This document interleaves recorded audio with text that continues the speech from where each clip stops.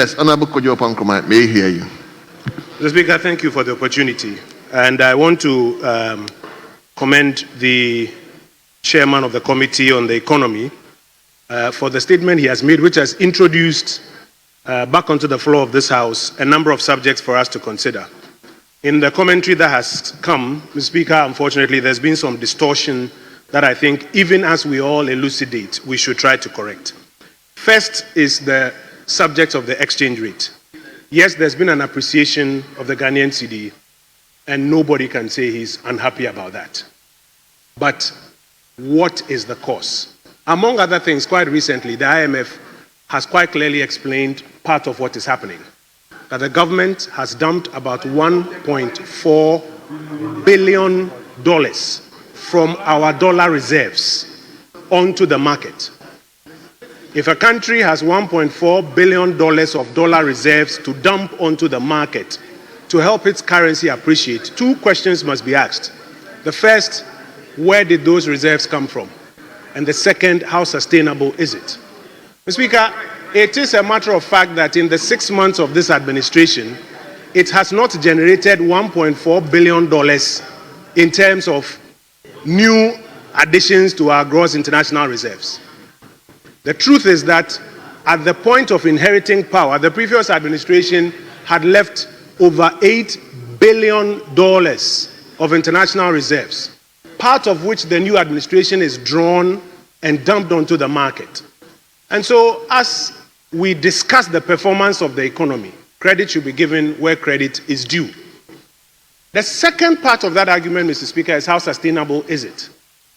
How sustainable is it to continuously be dumping $1.4 billion onto the Ghanaian market in a 6-month period? Do we have that kind of reserves? And it therefore calls for some more honest and prudent economic planning beyond an attempt to take fiscal plaudits. Mr. Speaker, the next matter I want to speak to is the subject of fiscal discipline. Sometimes you hear it being bandied about fiscal discipline. Fiscal discipline does not mean a failure to meet your fiscal targets. If you program to raise, for example, $1 billion and spend $800 million and leave a balance of $200 million, you don't fail to raise your billion and just maybe raise about $300 million, spend $100, and say that fiscal discipline, you've still achieved $200 million. No, that's not it. Because there are a lot of public goods and services you have programmed to do with that $800 million. Today, Mr. Speaker, we were here in this chamber when the Minister for Finance represented to us that so much money had been sent to the district assemblies, and that the district assemblies common fund, about 80% allocation is going to the assemblies. All of us here in the chamber know that none of your districts has received that money. None of your districts has received that money. None of your districts has received that money. So if you have not mobilized and spent that money, and you keep touting fiscal discipline, it will come back to haunt you. Mr. Speaker, currently, the government has launched the 1 million coders program, a break for economic transformation known as Feed Ghana, National Apprenticeship Program, and a number of other programs. They even announced recently that they have signed a contract to send over 2,000 Ghanaians to work abroad.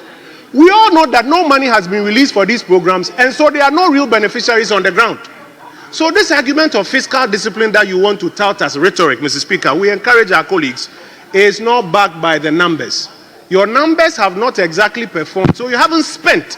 It is now that monies are being mobilized to be released to the ministries, departments, and agencies. And so that cannot be defined as fiscal discipline. The failure to perform on the fiscal program is not fiscal discipline. Mr. Speaker, finally, conversations border around relief in the economy. Yes, it is true that as the cedi has appreciated, it has translated into a lower cost of various items that are imported. But we've already discussed the sustainability and the why. But even at the same time, you have increased electricity tariffs by 14% earlier, and then another 2.5%, and you are advertising to increase electricity tariffs some more. That is not relief to the Ghanaian consumer. You have increased water tariffs. That is not relief to the Ghanaian consumer. You are beginning to advertise that cocoa prices, and the majority of farmers who are cocoa farmers who benefit from cocoa, and we're hoping they will get some more based on the promises you have made. You are beginning to advertise that you may not be in a position to increase cocoa prices and give them more relief. And so, Mr. Speaker, yes, there have been developments on the Ghanaian economy. We expect that the Minister for Finance will appear shortly to provide some more details. But the reasons that are being given should be reasons that align more with the facts and less with the propaganda. I thank you, Mr. Speaker, for the opportunity.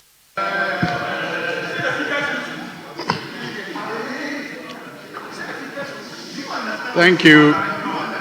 Thank you very much, Right Honourable Speaker, for the opportunity to contribute to the statement ably made by the Chair of the Economy and Development Committee. The Speaker, I'll not repeat the fact that has been stated by many, that indeed it was a thorough statement, well researched, with facts.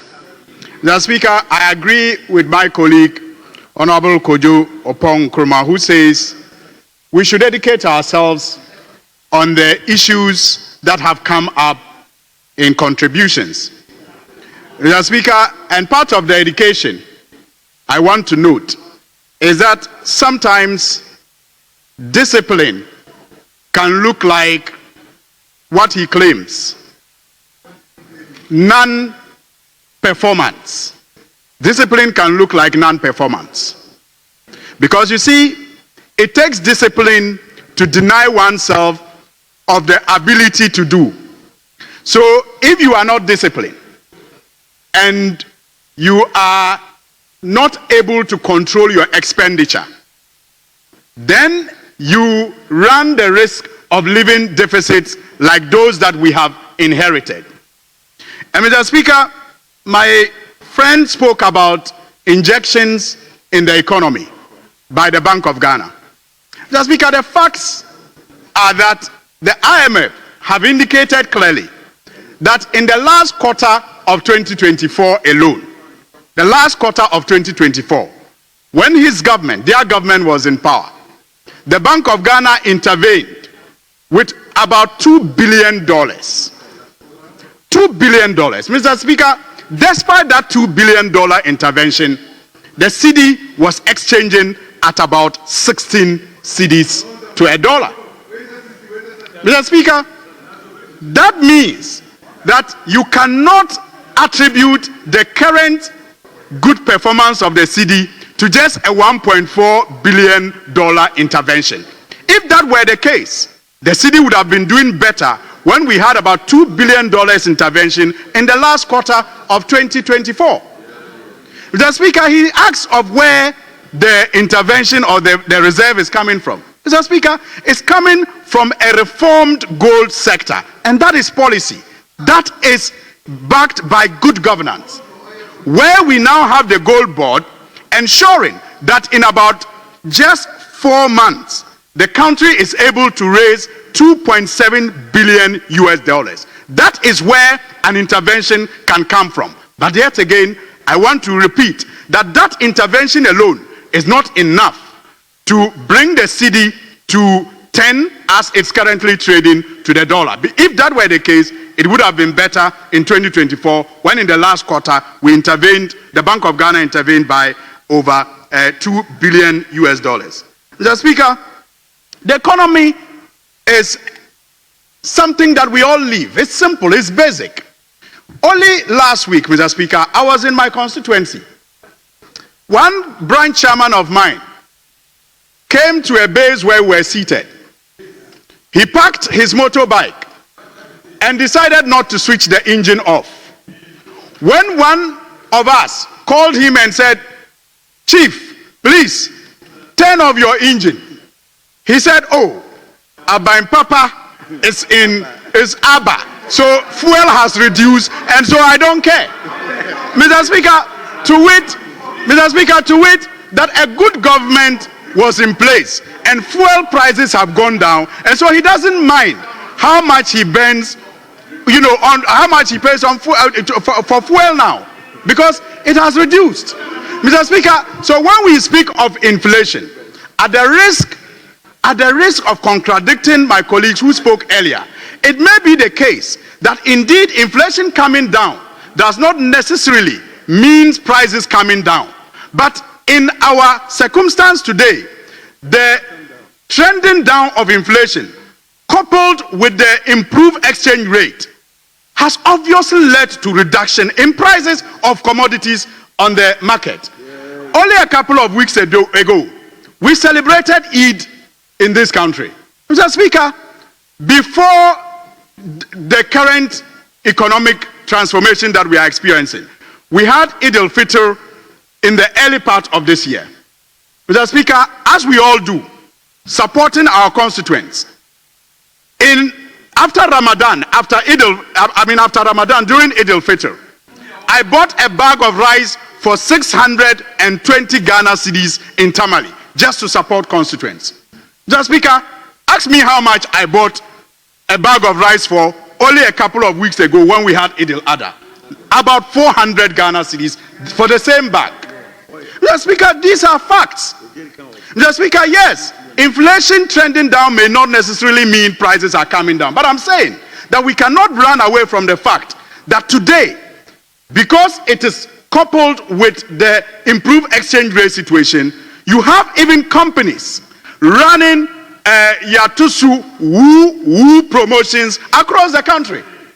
They are telling you in their adverts that they are reducing prices because the cedi is becoming strong. It's on our radio and our television stations today.